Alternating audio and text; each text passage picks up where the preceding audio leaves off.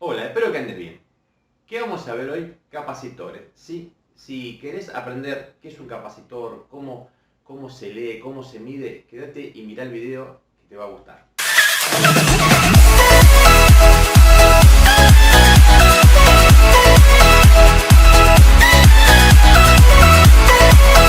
¿Qué es un capacitor? Si tomamos en cuenta un capacitor, en primera instancia está formado por dos metales, dos chapas, dos placas, ¿sí? Entonces, supongamos que tenemos dos placas o dos chapas que están enfrentadas, o sea, imagínense dos chapas enfrentadas, en el cual yo tengo en el medio, ¿sí? Estos que están acá se llaman también armaduras, ¿sí? Tienen en el medio un material aislante que se llama dieléctrico. El dieléctrico. Que normalmente ese dieléctrico es un material aislante que le da el nombre al capacitor. Por ejemplo, en un capacitor, que si el dieléctrico es de poliéster, le da el nombre de poliéster. Si es de cerámico, normalmente de cerámico. ¿Sí? Muchas veces el nombre del capacitor está dado justamente por el material dieléctrico. Es la única forma, no, después vamos a ver que hay otros capacitores que tienen otro tipo de aislación. Si yo al dieléctrico, digamos, al capacitor, someto sus dos armaduras a una diferencia de potencial, o sea, coloco una pila, por ejemplo, con un negativo acá y un positivo acá, ¿qué es lo que va a suceder? Acuérdense que una pila, ¿qué era una pila? Una pila es algo que tiene una diferencia de potencial, entre sus dos placas, una diferencia de potencial, ¿sí? ¿Qué es lo que va a suceder? Va a suceder lo siguiente.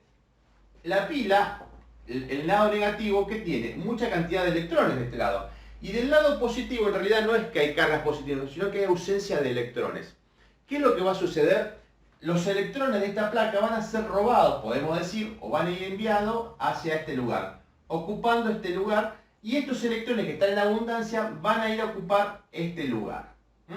Entonces, ¿qué me voy a encontrar? Me voy a encontrar con electrones de este lado y acá como un vaciamiento de electrones. Pero las cargas, digamos, positivas que quedan acá al sacar los electrones, quedan atraídos por estos electrones que miran acá. ¿Y van a ir viajando indefinidamente? No. Comienzan a ir, digamos, en desplazamiento hasta que en un momento determinado la diferencia de potencia que hay acá es la misma que hay acá. ¿Qué quiere decir? Que si acá había una diferencia de potencial de 5 volts, cuando yo llegue acá a los 5 volts de diferencia de potencial, va a dejar de circular los electrones. ¿Bien? Ahora, cuando ustedes abran, si yo acá de pronto lo abro, tengo una llavecita y abro, esa diferencia de potencial se conserva. Indefinidamente no. Va a tener un tiempo, va a depender mucho de la resistencia interna, porque en realidad también tiene una resistencia interna dentro. ¿Para qué va a servir esto? Por ejemplo, yo puedo, poner un circuito eléctrico, ¿sí? Y acá poner, no sé, una resistencia determinada en ese momento y los electrones se van a descargar con esa resistencia y van a producir calor. ¿Qué más podría poner? Podría poner, por ejemplo, una lámpara, un LED, ¿sí? Entonces quedaría prendido un ratito, ¿sí? Entonces, veamos por ejemplo, cómo queda en un LED. Bueno, acá tenemos algunos capacitores, como notarán, hay de varios tipos. Estos se llaman electrolíticos, que tienen polaridad, normalmente tienen un negativo, ¿sí? O una pata más larga que es el positivo y el negativo, tienen un valor. Fíjense que hay diferentes tamaños. Están muy relacionados con el valor y su aislación eléctrica. Este es un capacitor muy grande que, aunque parezca mentira, es de un faradio. Un faradio por 5 volts, después vamos a ver.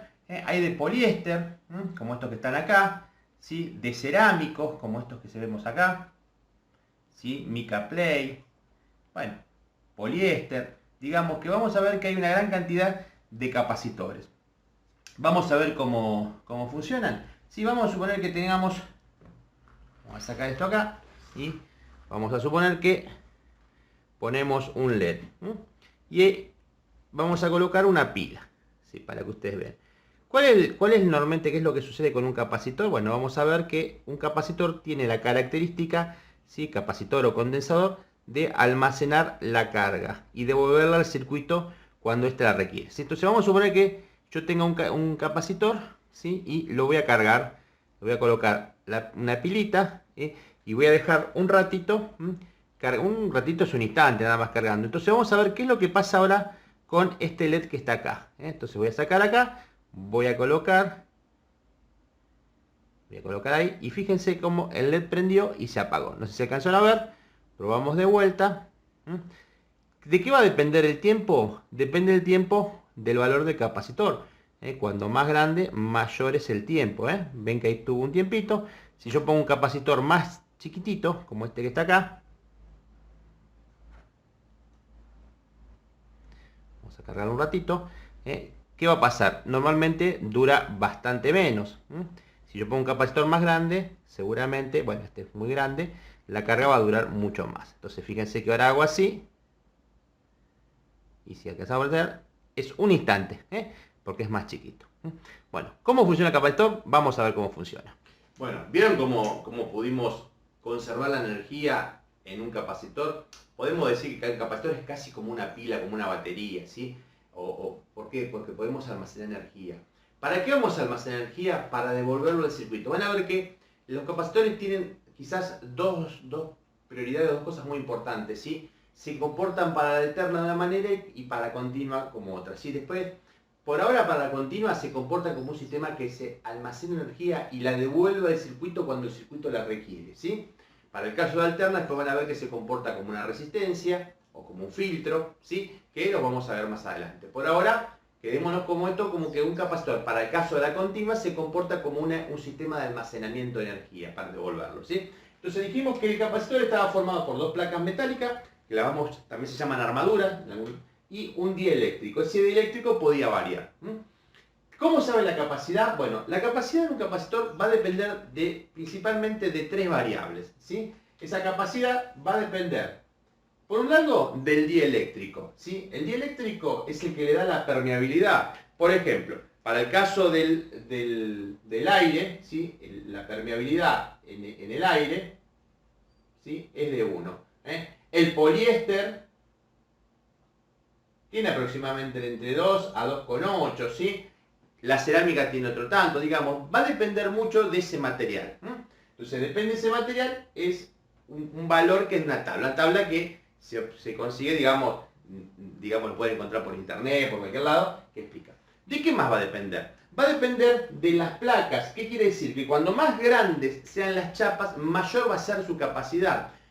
Las chapas, ¿cómo tienen que estar? Tienen que estar enfrentadas. ¿Qué quiere decir? Quiere decir que si estas son las dos placas, las dos armaduras, tienen que estar enfrentadas. Si yo las tengo corridas, solamente se toma en cuenta la superficie que está enfrentada. O sea, este espacio que no está enfrentado no tiene ningún valor. O sea que la superficie, digamos, o el área que tiene, digamos, es la que está enfrentada, ¿sí? Eso es muy importante. Entonces, por un lado va a depender de la superficie. ¿Qué quiere decir? Que cuando más grande sea la superficie, mayor va a ser su valor. Entonces, como es directamente proporcional la superficie, quiere decir que si yo aumento la superficie, aumenta la capacidad. Recuerden, siempre superficie que estén enfrentadas. En los capacitores fijos que vimos están totalmente enfrentadas, pero créanme que después hay capacitores que son variables y juegan con esto, con variar la chapa, el enfrentamiento entre chapas.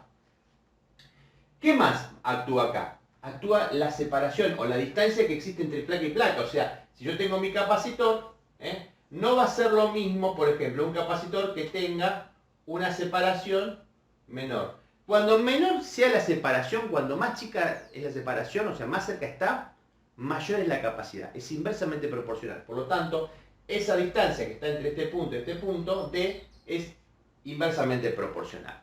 Entonces, fíjese cuántas variables manejan el valor de capacitor. Por un lado, va a depender del dieléctrico. Por otro lado, de la superficie o el área de las armaduras o las placas metálicas enfrentadas. Y por otro lado, de la distancia.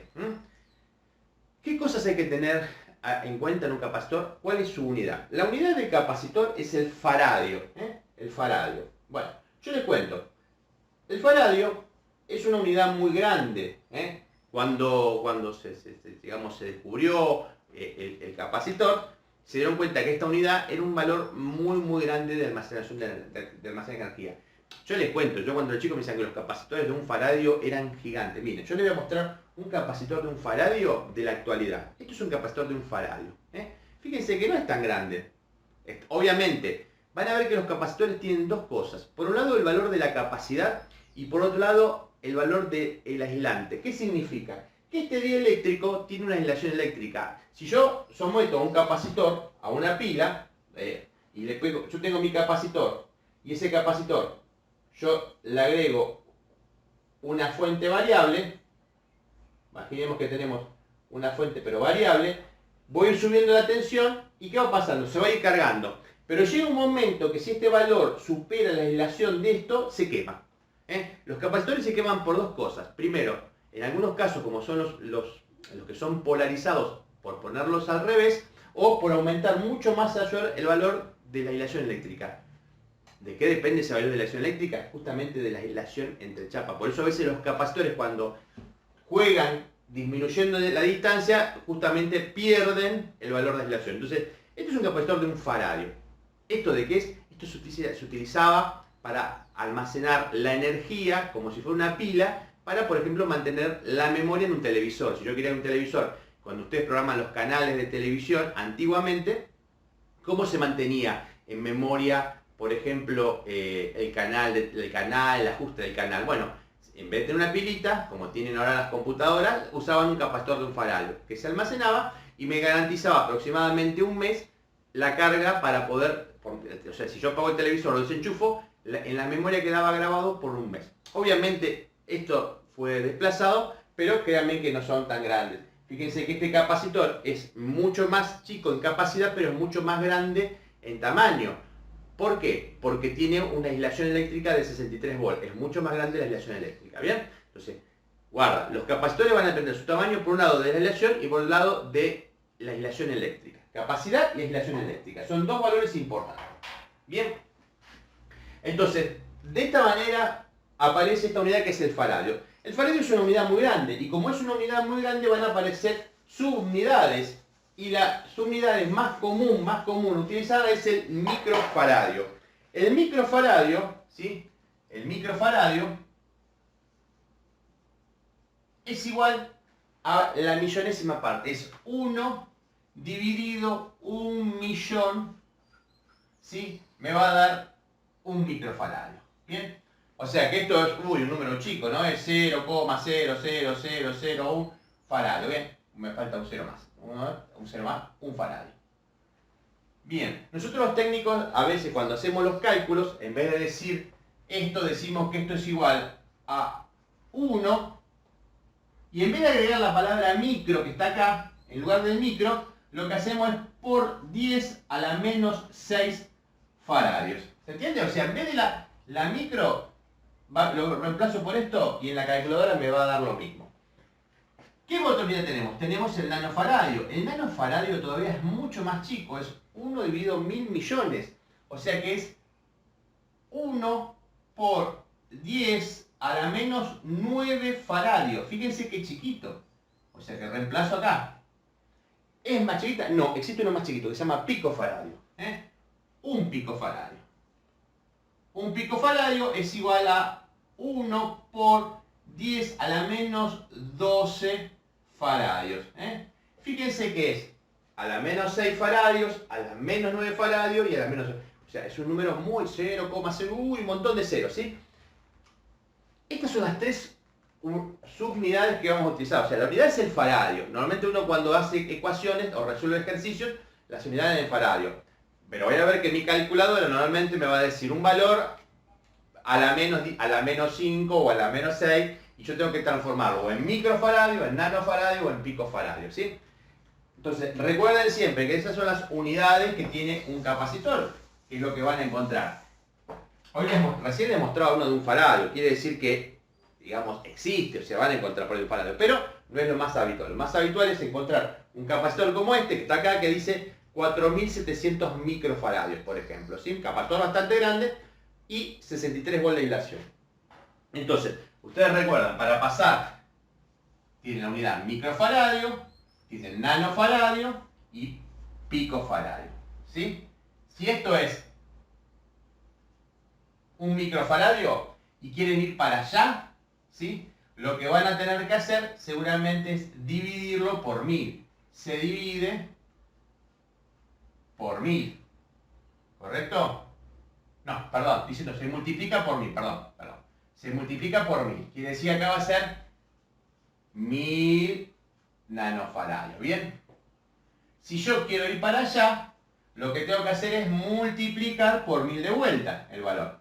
O agregarle 3 ceros, que es lo mismo. Me va a hacer 1.000.000 de picofaradios. Fíjense, ¿es el mismo valor? Sí. ¿Por qué? Porque lamentablemente este despeje de un lado para otro lo vamos a tener que aprender a hacer porque los fabricantes, a diferencia de las resistencias que vienen expresados en ohm, cada fabricante en los capacitores ha decidido, algunos lo expresan en picofaradios, otros en microfaradios, entonces uno tiene que aprender a desplazarse de un lado para el otro. Entonces, recuerden, si yo quiero ir de micro a nano, lo que tengo que hacer es multiplicar por 1000 o agregarles 3 ceritos, ¿ven? Si yo quiero ir de nano a pico, tengo que multiplicar por 1000 o agregarles 3 ceritos.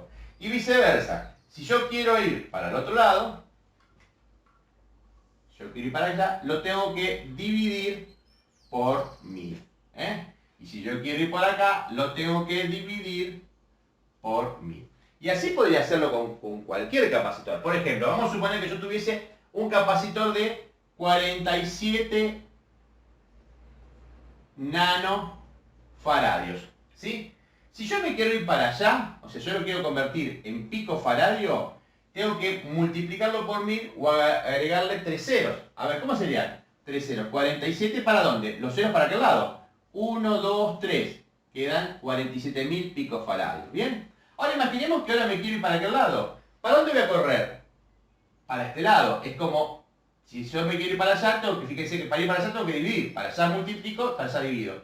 ¿Cuánto corro en el lugar? 3 lugares para este lado. A ver, acá hay una coma. Hago 1, 2, 3 lugares. O sea que me va a quedar 0,047 microfaradios. Bien, fíjense cómo me desplacé. Y así lo puedo hacer con cualquier valor. ¿Sí? Imaginemos que tenemos un valor de, no sé, 100 picofaradios. Y yo digo, quiero convertirlo en nanofaradios. Acá hay una coma, ¿no? Si voy para aquel lado, tengo que agarrar la coma a 3 lugares. 1, 2, 3. O sea que me va a quedar 0,1 nanofaradio. 0,1 nanofaradio. Y si quiero ir para aquel lado, tengo que agarrar la coma a 3 lugares más. 1, 2, 3. Me va a quedar 0,0001 microfaradio. ¿Bien? Eso es como se hace el pasaje. O sea, depende para el lado que vaya. Si yo tengo que ir para aquel lado, corro la coma para aquel lado 3 lugares. Si quiero ir para este lado, corro la coma para este lado 3 lugares. Recuerdo que siempre tengo una coma, por más que no la vea, al final, acá hay una coma. Eso es como se hace el pasaje de término. ¿Bien? ¿Qué más tengo que tener en cuenta? ¿Cómo leerlo? Bueno, vamos a ver cómo se lee.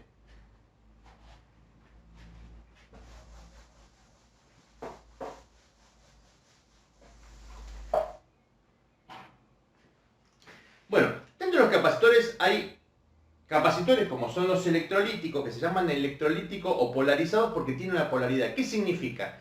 Que más allá de tener en cuenta el valor de la capacidad, siempre que yo reemplace un capacitor, tengo que poner un capacitor del mismo valor de capacidad. ¿Qué otra cosa tengo que tomar en cuenta? La aislación eléctrica. Tengo que poner un valor de aislación eléctrica igual o mayor. ¿Y qué más tengo que tener en cuenta? Que si es polarizado, la polaridad es muy importante porque si no explotan. ¿Sí? Entonces fíjense que ¿cuántas cosas se van a reemplazar? Yo quiero reemplazar un capacitor. ¿Qué tengo que tomar en cuenta? Primero, valor. Tiene que ser igual y podría ser hasta ser mayor, pero tiene que ser igual por lo menos. Aislación eléctrica. Tiene que ser igual o mayor. Y si es polarizado, como es el caso de los electrolíticos, que tienen polaridad, que tienen un menos, respetar la polaridad. Todo aquello que ustedes no respeten, si ustedes no respetan ni la polaridad ni la aislación eléctrica, van a dañar el capacitor, que en algún caso puede explotar y ser peligroso. En estos grandes vienen con un corte acá arriba justamente porque si explotan, para que no sean peligrosos, que se abran y empiezan a largar humo. Si son chiquitos, son muy peligrosos, explotan y tengan cuidado porque pueden lastimar mucho. Entonces, respetemos valor, aislación eléctrica y la polaridad si lo tiene. ¿Sí? Si no tiene polaridad, no importa. Bien, entonces, ¿cómo lo vamos a leer? Para el caso de los electrolíticos que son directos, van a ver que son como un tubito, que normalmente tienen el signo negativo de un lado, donde va a estar relacionado con un terminal. El terminal más corto es el negativo. ¿Por qué? Y el más largo es el positivo.